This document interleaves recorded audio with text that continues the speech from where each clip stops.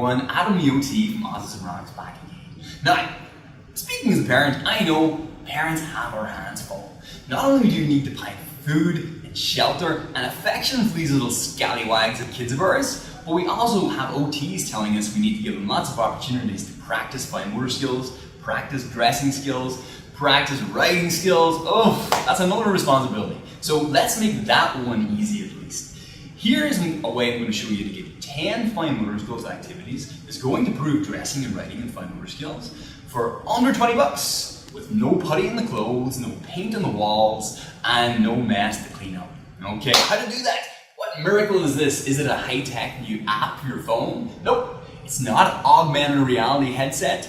I give it the very technical name of busy boards, and that's what these are. Now, some of my therapy colleagues like to call these fine motor skills activity boards or coordination boards. I think they're trying way too hard to make this sound more technical and sciencey than it is. As OTs, you need to embrace the simplicity and beauty of everyday silliness, okay? And that's what's nice about this. So, I make each of these from very, very simple, no-cost objects. Some of these larger things are actually toys that were just my own daughters grew out of or were donated. Everything else is picked up from the dollar store, whether it's clothes pegs, little tiny toy, little screw-in hooks, anything else, it costs very little. None of these cost more than 20 bucks, $20, about 100 euros over here in Dubai.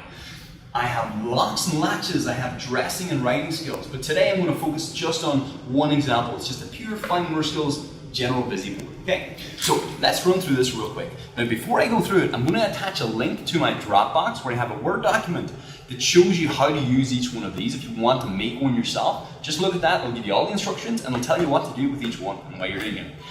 First in here, you can put anything in these little tubs that works with fine motor skills. I've got a button snake. You can use different buttons and different sizes of holes in the felt. I just cut holes in these little squares of felt. That'll make it harder or easier for the child. It's also easier than practicing in their own clothing because they can actually see what they're doing and get that coordination much, much better. It's much easier to grade in therapy speak. In here we could have pop beads, we could have a tangle twister. I have these little snowflake fellows. It's just a simple construction toy. You put them together, it takes a little effort to pull them apart. Again, failure-free, lovely stuff. I've got a zip. It's an attached zip, so you don't get that initial stage, but what you do get is teaching the child to stabilize with one hand and pull up with the other, because they usually forget the stabilizing hand. That happens quite a lot. I've got clothes pegs. We can do a clothes peg washing game where I rip a little piece of paper and get them to attach it to the clothesline. What I prefer to do sometimes is attach the pegs to the child themselves, especially if they put them somewhere they can't really see and they have to twist around, get the peg off their own body, because it'll feel annoying, and then put it back on the clothesline. This boy that I made this for is actually quite oral motor, so I actually made these little, I would normally clip on some sort of exercise cards. They could be yoga exercises, they could be gross motor movements. For this child, it's actually these little oral motor exercises with this little monkey man. They're quite fun, quite nice. Simple Lego blocks. The bottom row is attached, and the top row he just builds on top of it. You can use as many as you want, simple little one. A lacing board. This was just, you can make this for yourself from a laminate. I have these ones I cut in half, so I get 2 boards out of each one. Simple lacing string going through. Sometimes I'll have this side on to work the 2 hands together. Sometimes I'll have him using one hand to pass it back through, like sewing. I've made it a little bit sneaky for this time because I've put this lock in his way, so he'll get stuck when he comes to here.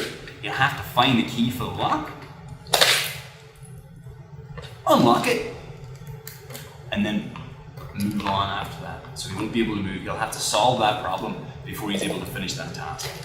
Then a simple coin bank. You can have conjurour or play coins or real money. Again, from the dollar store, it costs literally $1 or $2. These are kind of tight hair bands, hair bobbins they call them. You can use them for dressing skills, for pulling on your socks.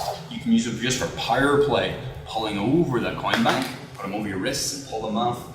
Even on the back, I've attached a little strip. These are in-chair exercises. The first thing the child does when they sit down, they do these exercises. Okay? The child can run through and do all 10 if they want. I can let them do 1 or like 3 or 4 of their own choosing. There's no wrong way to use it, and it keeps them all together. Everything goes back in the little tubs.